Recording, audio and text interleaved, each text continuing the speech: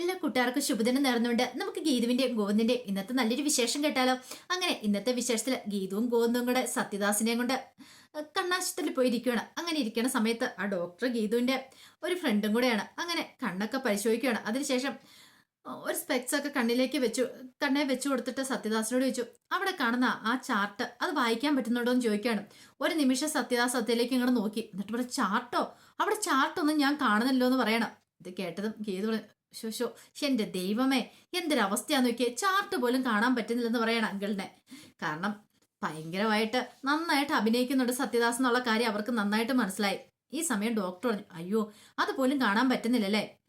ചന്ദ്രസേന സാറിന്റെ ചന്ദ്രശേഖർ സാറിന്റെ medical report എന്താണെങ്കിലും കൃത്യമായിരിക്കും. അതിനകത്ത് വ്യക്തമായിട്ട് എഴുതിയിട്ടുണ്ട് കണ്ണ് കാണാൻ പറ്റില്ലെന്ന്. അതുകൊണ്ട് ഇനിയിപ്പോൾ സ്കാൻ ചെയ്യേണ്ട ആവശ്യമുണ്ടെന്നും എനിക്ക് തോന്നുന്നില്ലെന്ന് പറയണം. ഇത് കേട്ടപ്പോൾ സത്യദാസ് ഭയങ്കര സന്തോഷത്തോടെ ഇരിക്കുകയാണ്. പിന്നെ ഈ ഡോക്ടർ പറഞ്ഞു, ഇനിയിപ്പോൾ ഇതും കൊണ്ടൊരു പ്രയോജനമില്ല, ഒരേ ഒരു മാർഗമുള്ളത് കണ്ണ് മാറ്റി വെക്കാന്ന് മാത്രമാണ്. കണ്ണ് മാറ്റി വെക്കാന്നോ? ഇത് കേട്ടതും സത്യദാസ് ഒന്ന് ഞെട്ടി. ഗീത പറഞ്ഞു, അങ്ങനെയാണെങ്കിൽ കുഴപ്പമില്ല ഡോക്ടറെ, എന്ത് വേണം ചെയ്തോളാൻ പറയണേ. കാരണം അങ്കിളിന്റെ ഈ പൊട്ടക്കണ്ണ് മാറ്റിയിട്ട് നല്ല അടിപൊളി കണ്ണ് വെച്ചു കൊടുത്താൽ മതി എന്ന് പറയണം. ഈ സമയത്ത് ഒരു നിമിഷം ഒന്ന് സത്യദാസ് ആലോചിച്ചു, പൊട്ടക്കണ്ണോ, 916 പോലെയുള്ള നല്ല ഒറിജിനൽ കണ്ണാ എൻ്റേത്. ആ കണ്ണ് മാറ്റി വെച്ചിട്ട് പകരം ഏതെങ്കിലും ഡ്യൂപ്ലിക്കേറ്റ് കണ്ണ് വെക്കാനായിരിക്കും. ഇല്ല, ഇത് ഞാൻ ഒരിക്കലും സമ്മതിക്കില്ല എന്ന് പറയാണ്. പിന്നീട് സത്യദാസ് പറഞ്ഞു, അയ്യോ ഡോക്ടർ അതൊന്നും പറ്റില്ല, എനിക്ക് ഈ ഷുഗറും പ്രഷറും കൊളസ്ട്രോളും ഒക്കെ ഉള്ളതുകൊണ്ട് കണ്ണ് മാറ്റി വെക്കാൻ പറ്റില്ലെന്നാ ചന്ദ്രശേഖർ സാറ് നേരത്തെ പറഞ്ഞെന്ന് പറയാം. അതാണോ കാര്യം? അതൊക്കെ നമുക്ക് നോക്കാവുന്നേ ഉള്ളൂ. ആദ്യം 1-2 ടെസ്റ്റുകളൊക്കെ ചെയ്യണം, ബ്ലഡ് ടെസ്റ്റ് ഒക്കെ നടത്തട്ടെ എന്ന് പറയണം. എന്ത് ടെസ്റ്റുകൾ വേണം ചെയ്തോ, പക്ഷെ എന്നെ കണ്ണൊന്നും മാറ്റി വെക്കണ്ടെന്ന് പറയണം. ഈ സമയം ഗീത പറഞ്ഞു, അതിനെക്കുറിച്ചൊക്കെ നമുക്ക് ആലോചിക്കാം അങ്കിളെ എന്ന് പറയണം. ഗോവിന്ദ് പറഞ്ഞു, അങ്കിള് വന്നേന്ന് പറയണം. ഗീത പറഞ്ഞു, ഞങ്ങളുടെ ഈ റീയൂണിയനെ കുറിച്ച് ഇത്തിരി സംസാരിക്കട്ടെ എന്നും പറഞ്ഞുകൊണ്ട് അവരെ അങ്ങോട്ട് പറഞ്ഞു വിട്ടിട്ട് ഗീത അവിടെ നിൽക്കുകയാണ്. ഈ സമയത്ത് അവരങ്ങോട്ട് കടക്കുമ്പോഴത്തേനും ഡോക്ടർ പറഞ്ഞു, നമ്മുടെ ഈ റീയൂണിയനെ കുറിച്ച് എന്താ ഗീത നിന്റെ അഭിപ്രായം എന്നൊക്കെ ചോദിക്കുകയാണ്.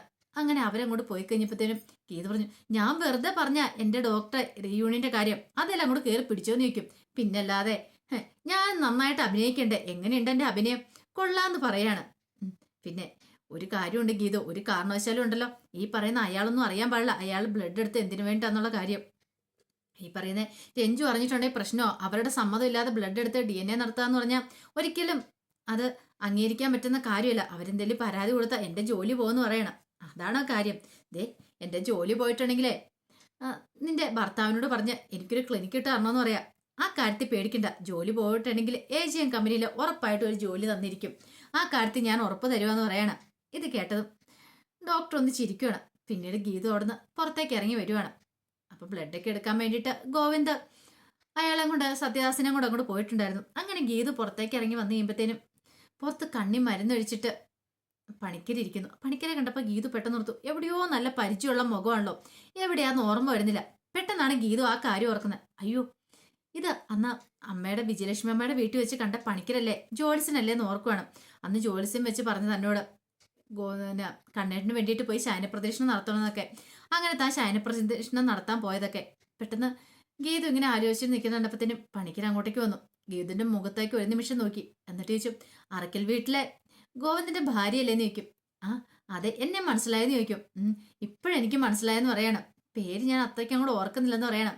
രാമകൃഷ്ണ പണിക്കര്. ഓ മനസ്സിലായി, രാമകൃഷ്ണ പണിക്കര് എപ്പോഴും അറക്കൽ വീട്ടിൽ വരുന്നതല്ലേ. ആ അമ്മയ്ക്ക് വേണ്ടിയിട്ട് എപ്പോഴും ജോൽസ് പ്രശ്നമൊക്കെ വെച്ച് നോക്കുന്നതല്ലേ നിൽക്കും. അതേന്ന് പറയാണ്. പിന്നീട് ഗീതുവിന് മനസ്സിലൊരു ലഡുപൊട്ടി. അങ്ങനെയാണെങ്കിൽ പണ്ട് തൊട്ടേ പരിചയമുള്ളതാണ് അമ്മേനെ. ഒരു പക്ഷെ അമ്മേനെ കുറിച്ചുള്ള കാര്യങ്ങളൊക്കെ ഇദ്ദേഹത്തിന് അറിയായിരിക്കാം. അങ്ങനെയാണ് ഇദ്ദേഹത്തിനോട് ചോദിക്കുവാണെങ്കിൽ കാര്യങ്ങളുടെ നിജസ്ഥിതിയൊക്കെ അറിയാൻ സാധിച്ചേക്കും. അങ്ങനെ ഗീതുവിന്റെ മനസ്സിലൊരു ലഡു പൊട്ടുവാണ്. ഈ സമയത്ത് അയാൾ അകത്തേക്ക് അങ്ങോട്ട് കയറിപ്പോവാണ് കണ്ണു പരിശോധിക്കാൻ വേണ്ടിയിട്ട്. ഈ സമയം ഗീതു ആലോചിച്ചു, ഒരു പക്ഷേ ജോത്സ്യൻ വന്നു കഴിയുന്ന ജോത്സ്യനോട് കാര്യങ്ങളൊക്കെ തിരക്കാം എന്ന് കരുതിയിട്ട് ഗീതു അങ്ങനെ അവിടെ നിൽക്കുമ്പോഴത്തേനും ഗോവിന്ദ് അങ്ങോട്ടേക്ക് വന്നു. ഗോവിന്ദ് ഉണ്ടെങ്കിൽ ഗീതുവിനെ വിളിക്കുകയാണ്. ഗീതു വന്നിട്ട് കേട്ടില്ല. 2-3 വട്ടം വിളിച്ചു കഴിയുമ്പോഴത്തേനും ഗീതു പെട്ടെന്ന് കണ്ണൂർ നോക്കുകയാണ്. എന്താ പകൽ സ്വപ്നം കാണുവാണെന്ന് ചോദിക്കുകയാണ്. അല്ല, പിന്നെന്താ കാര്യം? അതെ, വിജയലക്ഷ്മിയുടെ അമ്മയെ കുറിച്ചുള്ള രഹസ്യങ്ങളൊക്കെ അറിയാനായിട്ട് എനിക്കൊരാളെ കിട്ടിയിട്ടുണ്ടെന്ന് പറയാണ്. ആരെ കിട്ടിയിട്ടുണ്ട്? അതൊക്കെ ഉണ്ട്, ഞാൻ എൻ്റെ ദിവ്യദൃഷ്ടിയും കൊണ്ട് കണ്ടുപിടിച്ചാന്ന് പറയാണ്. പിന്നെ ദിവ്യദൃഷ്ടി മാങ്ങാത്തലി ഒന്ന് പറയുന്നുണ്ടോ എന്ന് ചോദിക്കണം. അതെ, ഞാൻ ഒരു കാര്യം തീരുമാനിച്ചു. അമ്മേനെ കുറിച്ചുള്ള വിവരങ്ങൾ അറിയണമെങ്കിൽ അമ്മയായിട്ട് അത്ര അടുപ്പുള്ള ഒരാളെ കുറിച്ച് അറിഞ്ഞാൽ മാത്രം നമുക്ക് അവരെ കണ്ടെത്തി അവരെക്കുറിച്ചുള്ള വിവരങ്ങളൊക്കെ അറിയാൻ സാധിക്കുള്ളൂ എന്ന് പറയാം. അല്ല, നീ ഇപ്പൊ ആരെയാ കണ്ടെത്തിയിരിക്കുന്നത്? രാമകൃഷ്ണ പണിക്കര്. ആ, നല്ല കഥയായി. അതിനിവിടെ രാമകൃഷ്ണ പണിക്കരില്ലല്ലോ. അതൊക്കെ ഉണ്ട്. എന്റെ അതീതര ജ്ഞാനം കൊണ്ട് ഞാൻ രാമകൃഷ്ണ പണിക്കർ ഇപ്പൊ ഇവിടെ എത്തിക്കൂന്ന് പറയണം. ഇതേ ഒന്ന് പൊക്കോടുന്നു. മിക്കവാറും ഇവിടെ എവിടെയും ഹോസ്പിറ്റലിൽ കണ്ണ് കാണിക്കാൻ വന്നിട്ടുണ്ടായിരിക്കും, അതുകൊണ്ടായിരിക്കും എന്ന് പറയണം. ഇത് കേട്ടതും ഗീത ഒന്ന് ചമ്മി. ഗീത പറഞ്ഞു, അതെ പണിക്കർ അദ്ദേഹം ഇവിടെ വന്നിട്ടുണ്ടെന്ന് പറയാം. ആഹാ, കൊള്ളാലോ. അദ്ദേഹത്തിനോട് ചോദിച്ചു ചിലപ്പോൾ കണ്ണേട്ട കാര്യങ്ങളൊക്കെ അറിയാൻ സാധിച്ചേക്കും. അദ്ദേഹത്തിന് അമ്മയായിട്ട് നല്ല ബന്ധമായിരുന്നല്ലോ ഉണ്ടായിരുന്നേ. അപ്പൊ അമ്മ മുമ്പ് ആരുടെ കൂടെയായിരുന്നു, അമ്മ താമസിച്ചിരുന്ന എവിടെയായിരുന്നു, അങ്ങനെ നമുക്ക് കൃത്യമായിട്ട് കാര്യങ്ങളൊക്കെ അന്വേഷിക്കാന്ന് പറയാം. അതൊരു നല്ല ഐഡിയ ആണല്ലോ ഗീത എന്ന് പറയാം. എന്നാ ശരി, നമുക്ക് പോയി നോക്കാം എന്നൊക്കെ പറഞ്ഞിട്ട് എന്ത് ചെയ്യുവാണ്, രണ്ടുപേരും കൂടെ അങ്ങനെ രാമകൃഷ്ണ പണിക്കർ അടുത്തേക്ക് ചെല്ലുവാണ്. അങ്ങനെ ഗോവിന്ദനെ കൂടെ കണ്ടു കഴിഞ്ഞപ്പോഴത്തേക്കും പണിക്കർക്ക് ഭയങ്കര സന്തോഷമായി. പിന്നീട് വിശേഷങ്ങളൊക്കെ ചോദിക്കുകയാണ്. ശേഷം ഗോവിന്ദ് ചോദിച്ചു, അല്ല അമ്മയുമായിട്ട് എങ്ങനെയാ പണിക്കർക്ക് ബന്ധം എന്ന് ചോദിക്കുകയാണ്. ഇത് കേട്ട് കഴിഞ്ഞപ്പോഴത്തേനും പണിക്കർ പറഞ്ഞു, അത് പിന്നെ അറിയാലോ, അമ്മയ്ക്ക് ജ്യോതിഷത്തിലും ഇങ്ങനെ ഇതിലൊക്കെ ഭയങ്കര വിശ്വാസം എന്നുള്ള കാര്യം. ഇത് കേട്ടതും ഗോവിന്ദ് പറഞ്ഞു, അത് ശരിയാ, അമ്മയ്ക്ക് നല്ല വിശ്വാസം ഉണ്ടായിരുന്നു പറയണം. പിന്നീട് പണിക്കർ പറഞ്ഞു, കുറെ കാലമായിട്ട് കുറെ കാലം മുമ്പാണ് ഞാൻ വീണ്ടും വിജയലക്ഷ്മിനെ കാണുന്നത് തന്നെ. മാധവൻ സാർ ഉണ്ടായിരുന്ന സമയത്ത് ഞാൻ അവിടെ പോവായിരുന്നു. അവിടെ അത്യാവശ്യം ജ്യോതിഷവും കാര്യങ്ങളൊക്കെ നോക്കുന്നത് ഞാനായിരുന്നു പറയണം. അപ്പൊ അതിനകത്ത് ഭയങ്കരമായിട്ട് ഈ പറയുന്ന വിജയലക്ഷ്മി വിശ്വസിച്ചിട്ടുണ്ടായിരുന്നു. അങ്ങനെ വിജയലക്ഷ്മി അത് വിശ്വസിച്ചുകൊണ്ട് വിജയലക്ഷ്മി ഒരു കാര്യം ഉറപ്പിച്ചു, രാമന് വനവാസമാണ് പറഞ്ഞിരിക്കുന്നത്.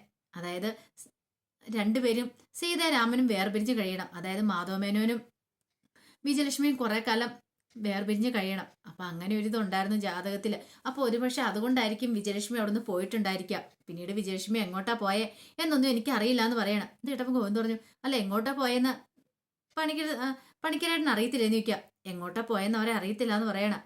പിന്നെ അറിയാലോ, ഇതൊക്കെ നിങ്ങളുടെ അമ്മയോട് നിനക്ക് ചോദിച്ചു ചോദിക്കാൻ എന്താ കുഴപ്പം, എന്നോട് ചോദിക്കേണ്ട കാര്യമുണ്ടോ എന്ന് ചോദിക്കും. അത് പിന്നെ അമ്മയോട് ചോദിച്ചിട്ട് പറയാഞ്ഞിട്ടല്ലേ പണിക്കരേട്ടനോട് ചോദിക്കുന്നേ. ഗോവിന്ദ് പറഞ്ഞു, ഇപ്പൊ ഞങ്ങൾ പെട്ടിരിക്കുന്ന വലിയൊരു പ്രതിസന്ധിയിലാന്ന് പറയണം. അമ്മേനെ ഇതിലായിട്ട് ഞാൻ അംഗീകരിക്കാൻ കൂട്ടാക്കിയിട്ടില്ല. ഈ ഇടയായിട്ട് എനിക്ക് അമ്മേനെ അംഗീകരിക്കണം എന്നുണ്ട്. പക്ഷെ ചില ചോദ്യങ്ങൾക്കൊക്കെ ഉത്തരം കിട്ടിയാൽ മാത്രമേ എനിക്ക് എൻ്റെ അമ്മയായിട്ട് അവരെ കാണാൻ പോലും സാധിക്കുള്ളൂ എന്ന് പറയാം. അപ്പൊ അതിന് വേണ്ടിയിട്ടുള്ള ഉത്തരം തേടിയ ഞങ്ങൾ നടക്കണേ. പണിക്കരായിട്ടിന് സഹായിക്കാൻ സാധിക്കുമായിരിക്കും ഞങ്ങളെ. പെട്ടെന്ന് ഗീതി ചോദിച്ചു, സത്യം പറ പണിക്കരായിട്ടാ, അമ്മ ഇവിടുന്ന് എങ്ങോട്ടാ പോയെന്ന് ചോദിക്കുകയാണ്. അച്ഛനെ ഉപേക്ഷിച്ച് അമ്മ പോയിട്ടുണ്ടെങ്കിൽ അതെങ്ങോട്ടായിരിക്കും? ഇത് കേട്ടതും അദ്ദേഹം പറഞ്ഞു, ഒരിക്കലും ഈ വിജയലക്ഷ്മി അമ്മ തെറ്റായ വഴിയെ നടക്കുന്ന ഒരു സ്ത്രീ അല്ല എന്ന് പറയണം. അവരെനിക്കൊരിക്കലും അങ്ങനെ കാണാൻ പോലും ചിന്തിക്കാൻ പോലും പറ്റില്ല. അവരത്രയ്ക്ക് നല്ലൊരു സ്ത്രീ ആയിരുന്നു പറയണം. അല്ല അതൊക്കെ അവിടെ നിൽക്കട്ടെ, എങ്ങോട്ടാ പോയെന്നറിയാമെന്ന് ചോദിക്കും. അത് പിന്നെ എനിക്ക് അറിയില്ല എന്ന് പറയാ. പണിക്കരായിട്ടൻ കള്ളം പറയുന്ന ആ മുഖത്ത് നോക്കി അറിയാം. ഒരു പക്ഷെ ഇതും കൊണ്ട് ഒരു കുടുംബം തന്നെ രക്ഷപ്പെടുമെങ്കിൽ നല്ല കാര്യമില്ലേ പണിക്കരായിട്ടെന്ന് ചോദിക്കണം. അവസാനം ചോദിച്ചു വന്നു കഴിഞ്ഞപ്പോഴത്തേനും പണിക്കരായിട്ടൻ പറഞ്ഞു, തക്കലയുള്ള ഒരു സ്ഥലത്ത് വെച്ചാണ് ഞാൻ വിജയലക്ഷ്മിനെ പിന്നെ കാണുന്നതെന്ന് പറയണം. തക്കല, അതെ, അന്ന് ഞാൻ കാണുന്ന സമയത്ത് ഒരു കുഞ്ഞു കുട്ടിയും കൂടെ ഉണ്ടായിരുന്നു പറയണം. അപ്പൊ ഭർത്താവിനെ കുറിച്ച് ആലോചിച്ച് കഴിഞ്ഞപ്പോൾ സംഗീത രംഗത്തുള്ള ആളാന്നാ പറഞ്ഞേ. പിന്നീട് വീണ്ടും ഒരു ദിവസം കണ്ടു കഴിഞ്ഞപ്പോൾ എന്നെ വീട്ടിലേക്ക് കൂട്ടിക്കൊണ്ടുപോയി. പക്ഷെ അന്ന് ഭർത്താവ് കച്ചേരിക്ക് പോയതാന്ന് എന്നോട് പറഞ്ഞേ. ഭർത്താവിനെ ഞാൻ കണ്ടിട്ടില്ല എന്ന് പറയണം. ഇത് കേട്ട് കഴിഞ്ഞപ്പോൾ ഗോവിന്ദിൽ വീണ്ടും സംശയങ്ങളൊക്കെ ഇരട്ടിച്ചു. പിന്നീട് പറഞ്ഞു, കൂടുതലൊന്നും എനിക്ക് അറിയത്തില്ല മോനെ, എനിക്ക് അറിയാവുന്ന കാര്യങ്ങൾ ഇത്രേ ഉള്ളൂ, ഞാൻ ഇതൊക്കെ പറഞ്ഞെന്ന് പറയണം. പിന്നെ ഞാൻ ഇങ്ങനെയൊന്നും പറഞ്ഞെന്ന് വിജയലക്ഷ്മിയോട് ഒരു കാരണവശാലും പറയാനും പാടില്ലെന്ന് പറയണം. ശരി അങ്കിളെ എന്നൊക്കെ പറഞ്ഞുകൊണ്ട് ഗീതവും ഗോവിന്ദും കൂടെ അങ്ങോട്ട് പോവാണ്. അപ്പൊ പോണ സമയത്ത് ഗോവിന്ദ് പറഞ്ഞു, അത് കൂടുതലൊന്നും അദ്ദേഹത്തിന് അറിയത്തില്ല എന്ന് തോന്നിയെന്ന് പറയാണ്. എന്താ അങ്ങനെ പറഞ്ഞേ? അല്ല അതേ കൂടുതൽ അറിയെങ്കിൽ അദ്ദേഹം പറയണ്ടല്ലേന്ന് ചോദിക്കും. ഗീത് പറഞ്ഞു, അദ്ദേഹം ഒരു കാര്യം പറഞ്ഞ് കണ്ണെടുത്ത് ശ്രദ്ധിച്ചോന്ന് ചോദിക്കും. എന്ത്? അല്ല അമ്മയോടെ ആരുടെയോ ശിക്ഷണത്തില് ആരെയോ ഗുരുവായിട്ട് സ്വീകരിച്ചിട്ടുണ്ടായിരുന്നു. കാരണം സംഗീത ലോകത്തേക്ക് അമ്മ പോകുന്നതിന് മുമ്പ് കച്ചേരിയൊക്കെ നടത്താനായിട്ട് ആരെയോ ഗുരുവായിട്ട് സ്വീകരിച്ചിട്ടുണ്ടായിരുന്നു. അദ്ദേഹത്തിന്റെ പേര് മറന്നുപോയെന്നല്ലേ പറഞ്ഞേ. അങ്ങനെയാണെങ്കിൽ അദ്ദേഹത്തിന്റെ പേരറിയുമായിരുന്നെങ്കിൽ നമുക്ക് അമ്മ എവിടെ താമസിച്ചിരുന്നേന്നോ എന്നൊക്കെ അന്വേഷിക്കാൻ സാധിക്കും. ഈ പണിയുന്ന പണിക്കർ അദ്ദേഹത്തിന് അമ്മ താമസിച്ച വീടിനെ കുറിച്ചൊന്നും കൃത്യമായിട്ട് വിവരം അറിയത്തില്ലോ എന്ന് പറയാം. അത് ശരിയാ, ആ വീടും ആ നാടും ഒക്കെ എവിടെയാന്നൊക്കെ അറിയണം. തക്കല എവിടെയാന്നോർത്താ പോയി കണ്ടുപിടിക്കുന്നേ. ആ സംഗീതജ്ഞന് പേരെങ്കിലും കിട്ടുമായിരുന്നെങ്കിൽ നമുക്ക് അന്വേഷിച്ച് കണ്ടെത്തായിരുന്നു പറയണം. പ്രശസ്തനായ സംഗീതജ്ഞനാന്നല്ലേ പറഞ്ഞേ എന്നൊക്കെ പറയാണ്. പെട്ടെന്നാണ് ഗോവിന്ദന് മനസ്സിലേക്ക് ആ പേര് വന്നത്. ഗോവിന്ദന് മുമ്പ് വിജയലക്ഷ്മി പറഞ്ഞിട്ടുണ്ട് തന്റെ ഗുരു ആരാന്നുള്ള കാര്യം. പെട്ടെന്ന് ഗീത പറഞ്ഞു, എന്നാലും ആരാരും ആ സംഗീതജ്ഞൻ? അങ്ങനെ ഷഡ്കാല ഗോവിന്ദന്മാരെ അങ്ങനെ കുറെ പേരുകളൊക്കെ ഇങ്ങനെ പറയണം. ഇത് കേട്ട് കഴിഞ്ഞപ്പോഴത്തേനും പെട്ടെന്ന് ഗോവിന്ദ് പറഞ്ഞു, ഇപ്പൊ എനിക്ക് മനസ്സിലേക്ക് വന്നു പറയണം. ആര്? രാമനാഥ ഭാഗവതരാന്ന് പറയണ. രാമനാഥ രാമനാഥ ഭാഗവതരോ? അതെ, അങ്ങനെ അദ്ദേഹത്തിന്റെ പേരെന്ന് പറയണേ. ഈ പേര് മുമ്പ് അമ്മ പറഞ്ഞിട്ടുണ്ട് എന്നോടെന്ന് പറയണം. ഇത് കേട്ട രണ്ടുപേർക്കും ഭയങ്കര സന്തോഷമായി. ഈ സമയത്താണ് സത്യദാസ് അങ്ങോട്ടേക്ക് വരുന്നത്. അപ്പോഴേക്കും ഗീതുവിനോട് ഗോവിന്ദ് പറഞ്ഞു, ഒരു കാര്യം ചെയ്യാം, നമുക്ക് തക്കലയ്ക്ക് തന്നെ പോകാന്ന് പറയണം. ഒരു പക്ഷേങ്കിൽ ഈ റിസൾട്ടൊക്കെ വരുന്നതിന് മുമ്പ് രഞ്ജുവിന്റെ അച്ഛനായ സത്യദാസ് ആണോന്ന് അറിയുന്നതിന് മുമ്പ് തന്നെ നമുക്ക് സത്യങ്ങളൊക്കെ കണ്ടെത്താൻ പറ്റും. DNA ടെസ്റ്റിന്റെ ഫലം വരുന്നതിന് മുമ്പ് തന്നെ ഒരു പക്ഷേങ്കിൽ നമുക്ക് ഉറപ്പിക്കാണ്ട് സാധിക്കും. എത്രയും പെട്ടെന്ന് നമുക്ക് തക്കളിക്ക് പോകണമെന്ന് പറയണം. ഇത് കേട്ട് കഴിഞ്ഞപ്പോൾ തന്നെ സത്യദാസിന്റെ മനസ്സിൽ ഇടി വെട്ടി. ഇവര് തക്കളിക്ക് പോവാണെങ്കിൽ വിജയലക്ഷ്മിയെ കുറിച്ചുള്ള സത്യങ്ങളൊക്കെ അറിയും. അങ്ങനെയാണെങ്കിൽ എന്തേ ഒരു കള്ളക്കളി കളിച്ചാൽ മതിയാവുള്ളൂ എന്ന് ചില പ്ലാനുകളൊക്കെ മനസ്സിൽ തീരുമാനിക്കുകയാണ്. കാരണം ഇത്രയും വരെ എത്തി കാര്യങ്ങൾ, ഇനി അങ്ങനെ കാര്യങ്ങൾ കൈവിട്ട് കളഞ്ഞിട്ട് കാര്യമില്ല. എത്രയും പെട്ടെന്ന് എന്തെങ്കിലും ഒന്ന് ചെയ്തില്ലെങ്കിൽ തന്റെ കാര്യത്തിൽ തീരുമാനമാകും. പക്ഷെ ഗീതവും ഗോവിന്ദും ഭയങ്കര സന്തോഷത്തിലായിരുന്നു. എത്രയും പെട്ടെന്ന് കാര്യങ്ങൾക്ക് ഒരു തീരുമാനം ഉണ്ടാക്കാൻ തന്നെ അവർ തീരുമാനിക്കുകയാണ്. പിന്നീട് ആകെപ്പാടെ മനുഷ്യനോട് കൂടിയിട്ട് ഇങ്ങനെ രേഖ ഓരോന്ന് ആലോചിച്ചിട്ട് നിൽക്കുന്ന സമയത്ത് വരുൺ ഓടി അങ്ങോട്ടേക്ക് വരുവാണ്. വരുൺ വന്നിട്ട് പാട്ടൊക്കെ പാടിയിട്ട് രേഖനെ കെട്ടിപ്പിടിക്കുകയാണ്. രേഖ പെട്ടെന്ന് ചോദിച്ചു, എന്താ വരുണേട്ടാ? വിടാൻ പറയണം. പിന്നെ വിടാനോ? അല്ലാതെ പിന്നെ ദൈവത്തെ ഓർത്ത് ഇതുപോലെ ചെയ്യല്ലെന്ന് പറയണം. അതെന്താ? പ്രഗ്നന്റ് ആയിട്ടിരിക്കുന്ന സമയത്ത് എന്റെ ഭാര്യനെ എനിക്ക് സ്നേഹിച്ചുകൂടെന്ന് ചോദിക്കും. സ്നേഹിക്കുന്നതിന് കുഴപ്പമില്ല, ഇതുപോലെ കാലരാഗം പാടായിരുന്നാ മതി എന്ന് പറയണം. ഇത് കേട്ടപ്പോൾ വരും പറഞ്ഞു, ഓ എന്റെ പൊന്നെ, ഇപ്പം നമ്മൾ കാളരാഗവാ അല്ലേന്ന് ചോദിക്കണം. അങ്ങനെയല്ല വരണേട്ടാ, ഞാൻ പറഞ്ഞെന്നൊക്കെ പറയണം. അപ്പോഴേക്കും പ്രിയ കാഞ്ചനം രഞ്ജും കൂടെ അങ്ങോട്ടേക്ക് വരണം. അവർ നോക്കുമ്പോഴത്തേനും ഭയങ്കര സ്നേഹത്തോട് കൂടിയിട്ട് വരുൺ രേയോട് സംസാരിക്കുന്ന കണ്ടേ. കാഞ്ചന പറഞ്ഞു, ഭയങ്കര റൊമാൻറ്റിക് ആണല്ലോ മാമൻ എന്നൊക്കെ എന്ന് പറയണം. അങ്ങനെ അവര് നിൽക്കുന്ന സമയത്ത് അങ്ങോട്ടേക്ക് രാധയും കൂടെ വരുന്നുണ്ട്. രാധയെ കണ്ടു ഈ സ്നേഹപ്രകടനങ്ങളൊക്കെ. ഈ സമയം രേഖയുടെ അടുത്ത് വരുൺ ചോദിച്ചു, അല്ല മോളെ, ഞാൻ ഒരു കാര്യം ചോദിച്ചോട്ടെ, നമ്മുടെ കുഞ്ഞു വയറ്റത്തൊക്കെ തലോടിക്കൊണ്ടാ പറയണേ, നമ്മുടെ കുഞ്ഞു പെൺകുഞ്ഞാണെങ്കിൽ അതിനെ എന്ത് പേര് വിളിക്കുന്നു ചോദിക്കാം.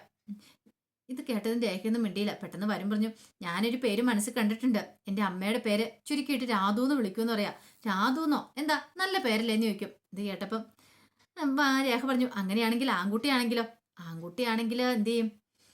നമുക്ക് ബാസിന്ന് വിളിക്കാന്ന് പറയണം. ബാസിന്ന്? ഇയ്യേ, ഇത് പെട്ട കാരണന്മാരുടെ പേര്, അത് വേണ്ടാന്ന് പറയണം. അതെ, ഒരു കാര്യം ജവാനായിട്ടിന് അച്ഛന്റെ പേരിട്ട് വിളിക്കാന്ന് പറയും.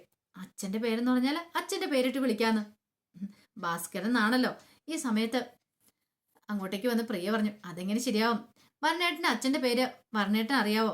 ജാതികാമ്മ പറഞ്ഞിട്ടുണ്ടോ എന്ന് ചോദിക്കുക. ഇത് കേട്ടോണ്ട് വന്ന് രഞ്ജു പറഞ്ഞു, എന്റെ അച്ഛന്റെ പേരും അമ്മ ഇതിനായിട്ടും പറഞ്ഞിട്ടില്ല, ഞാൻ ചോദിക്കാൻ പോലും പോയിട്ടില്ലെന്ന് പറയണം.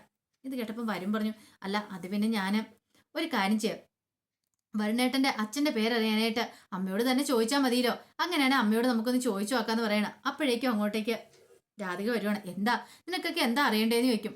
വരുണേട്ടന്റെ അച്ഛന്റെ പേര് ഒന്നും മിണ്ടാതെ പോയിക്കോണം അവിടുന്ന്. കൂടുതലൊന്നും നീ ഒന്നും കിടന്ന് ഇതാകണ്ട. വരുണേട്ടന്റെ അച്ഛന്റെ പേര് ചോദിച്ചിട്ട് വന്നിരിക്കുന്നു, നിനക്കൊന്നും വേറൊരു പണിയില്ലേന്ന് ചോദിക്കാം. ആ ഗീത് കിടന്ന് തുള്ളുന്ന കണ്ടുകൊണ്ട് എന്തേലും അങ്ങനെ തുള്ളിയാണ്ടല്ലോ. ഗോവിന്ദ ഗീതുവിന്റെ താളത്തിനൊത്ത് തുള്ളും, അവനൊരു പെൺകോന്തനായി പോയതുകൊണ്ടാന്ന് പറയാണ്. അപ്പോഴേക്കാണ് ഗീതവും ഗോവിന്ദ് സത്യദാസും കൂടെ അങ്ങോട്ട് വരുന്നത്. ഈ പറയുന്ന അവരൊക്കെ കേൾക്കുകയും ചെയ്തു. പെട്ടെന്ന് ഗീതു അങ്ങോട്ടേക്ക് വരുവാണ്. രാധികാമ്മയ്ക്ക് മനസ്സിലായി തന്റെ അന്ത്യം അടുത്തെന്നുള്ള കാര്യം. കാരണം ഗീതു കട്ടക്കഴുപ്പിൽ അങ്ങോട്ട് വരുന്നേ. ഗോവിന്ദനെ പറഞ്ഞ് ഗീതുവിന് ഇഷ്ടപ്പെടുന്ന കാര്യമാണോ? കാരണം അങ്ങനത്തെ കാര്യങ്ങളല്ലേ, പെൺകോന്തനാന്നല്ലേ പറഞ്ഞിരിക്കുന്നേ. പിന്നീട് ഗീതു അങ്ങോട്ട് വന്നിട്ട് പറഞ്ഞു, അതെ രാധികാമ്മ സത്യം പറ, കണ്ണേട്ടൻ ഒരു പെൺകോന്തനാണെന്ന് ചോദിക്കുകയാണ്. ഇത് കേട്ട രാധികാമ്മയ്ക്ക് എന്ത് മറുപടി പറയണമെന്ന് അറിയില്ലായിരുന്നു. അപ്പൊ അതിന്റെ വിശേഷങ്ങളൊക്കെയാണ് കണ്ടത്. ഇതിന്റെ ബാക്കി വിശേഷങ്ങളുമായിട്ട് വൈകുന്നേരത്തെ പ്രമോയി വരാട്ടോ. ഒരിക്കൽ കൂടി എല്ലാവർക്കും ശുഭദിനം നേർന്നുകൊണ്ട് നിർത്തുന്നു.